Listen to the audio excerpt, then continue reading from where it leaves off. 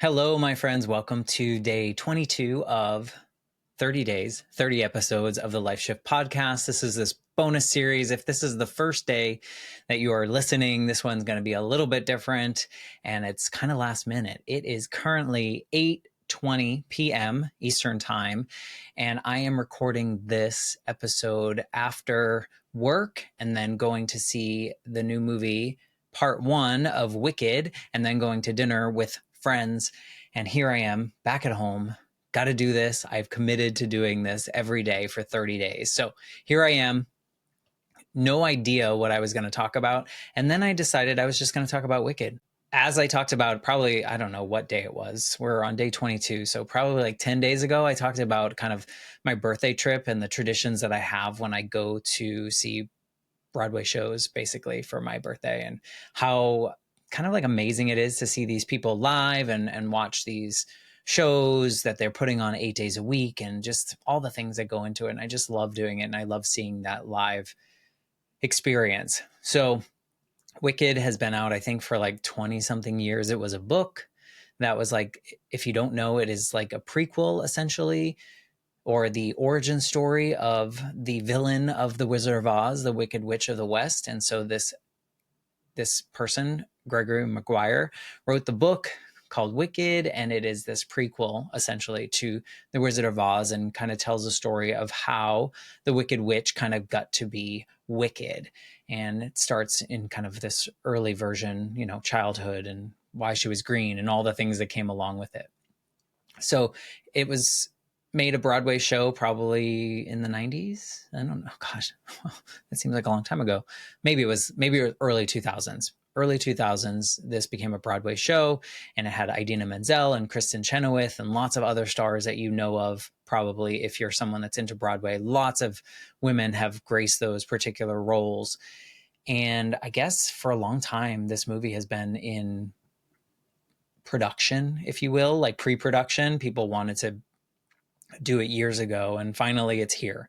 But they have done it in two parts. So we get part one this year in 2024, and then for Thanksgiving time 2025, we will get the second part. So what I will say is it's fantastic. It's really good. And I say that with like no skepticism, no lying.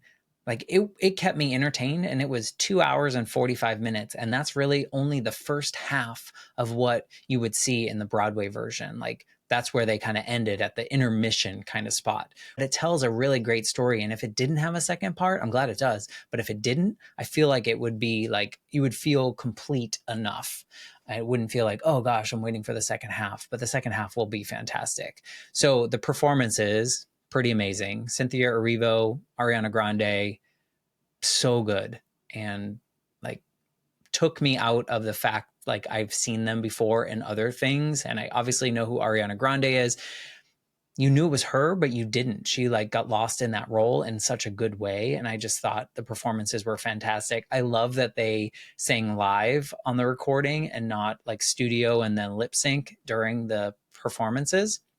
So while they were flying around or doing crazy things, they were singing live, and that was being recorded. And that's what you hear in the movie. That they tried to do that on the Les Miserables movie, and it didn't sound very great. So I guess they fixed how that works for this one, but really enjoyed the movie. I thought the story was great. Visually, it was so stunning. Apparently they planted like 9 million tulips for that particular area outside of Munchkinland, and just to make the ambiance of the show feel really realistic, and the characters could interact with the things around them. Of course, there is CGI that goes along with things. I don't think anyone has figured out how a person can fly without contraptions that they will have to CGI out, and different backgrounds and things like that. But a lot of the set was built right there on the studio lot or wherever they had it. And I think in England somewhere.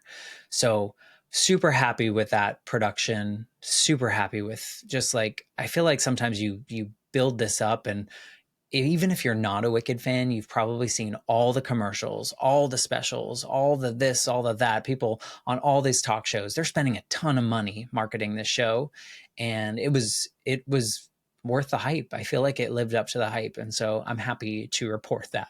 There have been other shows where you're like, they're turning that into a musical and a movie, and it's going to be this, that, or the other. And it's just kind of, like, okay, that was good. Like Rent. I loved Rent growing up, like the Broadway show.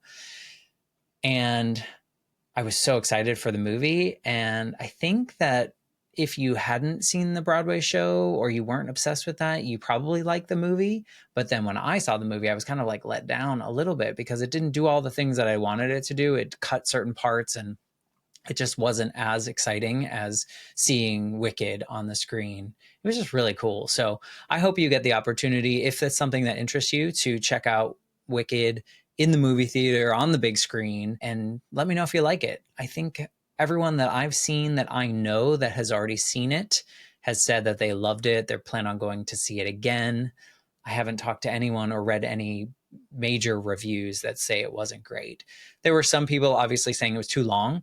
It was 2 hours and 45 minutes, so I could see why someone would make that case. But honestly, I am someone that is a little fearful of long movies like that because usually I can't make it all the way through without having to like run to the restroom. And this time I didn't have to deal with that. It's kind of like a Marvel movie where you're like, I don't want to leave. I don't want to miss anything. So super happy with the movie. Glad I went. Sorry that this episode is just about that, but I hope you can hear the excitement in my voice about it. This podcast, the Life Shift podcast, is not about rating movies, and you can see I would be terrible at it. I'm really bad at summarizing things. So if you ever need me to summarize things, ask someone else or ask ChatGPT or something like that. Otherwise, I'm going to say goodbye right now because I'm just going to keep talking unless I say goodbye. So this is day 22 of 30 days, 30 episodes on the Life Shift podcast. I will be back with maybe something more meaningful on day 23, but that's it. Thank you for being a part of this journey, and shout out to Tracy and Emily and Kyle for going to see the movie today and having a great dinner tonight. So I will see you tomorrow.